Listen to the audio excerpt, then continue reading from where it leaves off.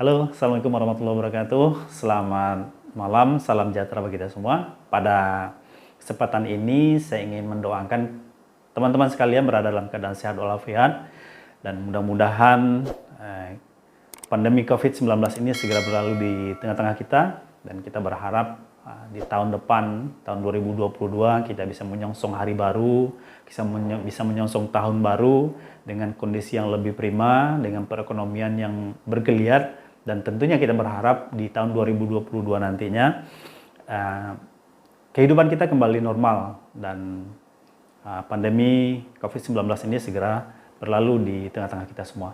Oke, teman-teman sekalian, pada kesempatan kali ini saya ingin berbagi tentang bagaimana menyiapkan ramuan yang kita gunakan untuk proses pencegahan dari gejala COVID-19, karena kita tahu bahwa ketika seseorang terkena COVID-19 tentu ada proses sebelumnya. Biasanya yang secara umum kita ketahui ada dua gejala umum. Yang pertama, hilangnya penciuman.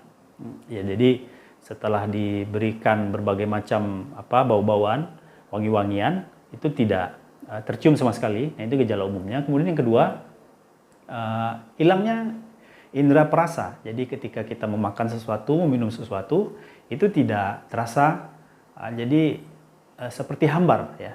Nah, pada kesempatan kali ini saya ingin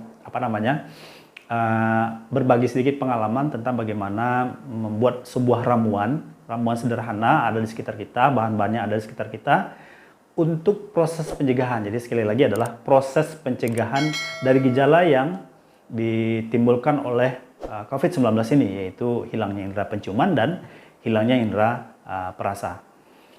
Jadi ada 3 bahan yang saya gunakan untuk proses pembuatan ekstrak dari bahan yang akan digunakan untuk mencegah gejala awal ya yang ditimbulkan oleh COVID-19.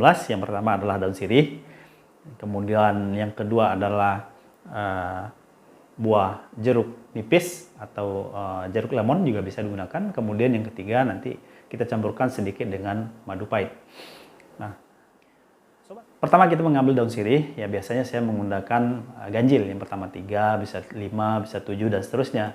Setelah daun sirih itu diambil, kemudian kita bersihkan sampai semua kotorannya tidak ada, sampai tidak ada lagi kotoran-kotoran yang menempel pada daun sirih. Nah, setelah itu dilakukan pencacahan ataupun pengirisan. Setelah kita cacah kecil-kecil, daun sirih itu kita rebus sampai airnya matang mendidih. Nah, setelah itu kita siapkan jeruk nipis untuk kita peras airnya dan kita masukkan ke dalam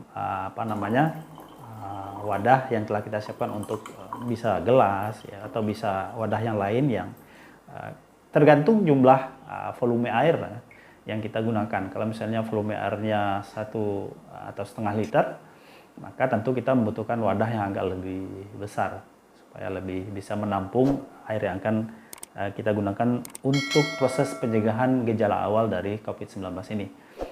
Nah, setelah dimasukkan perasan jeruk nipis, baru kemudian terakhir kita campurkan sedikit madu pahit. Kenapa madu pahit? Karena memang salah satu bahan daripada madu itu kan ada campuran misalnya ekstrak sambiloto, kemudian juga ada ekstrak gamat dan seterusnya. Nah, ini juga proses sangat membantu proses pencegahan, sangat membantu proses pencegahan dari gejala awal COVID-19.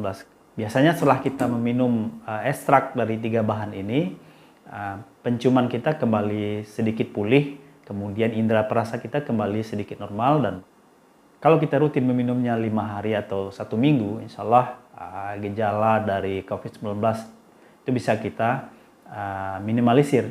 Dan tentunya ini adalah pencegahan gejala awal, jadi bukan proses pengobatan secara menyeluruh, karena nanti kita akan lebih mengarahkan kepada tim medis yang mungkin dokter spesialis ya, karena kita tahu bahwa COVID-19 ini bukan hanya menyerang indera penciuman kita, indera perasa kita, tapi juga menyerang organ-organ tubuh kita yang lain. Dan biasanya sudah banyak video-video yang mengupas tentang gejala COVID-19 ini. Oke, demikianlah yang bisa saya sampaikan. Mudah-mudahan ini bermanfaat bagi kita, dan saya berdoa dan kita semua berdoa mudah-mudahan di tahun 2022 COVID-19 segera berlalu di tengah-tengah kita, segera pergi di tengah-tengah kita, dan kehidupan kita kembali normal kembali, sehingga aktivitas kita, kegiatan belajar mengajar, kegiatan yang lain-lain, terutama kegiatan perekonomian bisa bergeliat kembali, bisa meningkat kembali, dan pendapatan masyarakat kita kembali pulih dan kembali normal. Demikian, mudah-mudahan bermanfaat. Assalamualaikum warahmatullahi wabarakatuh.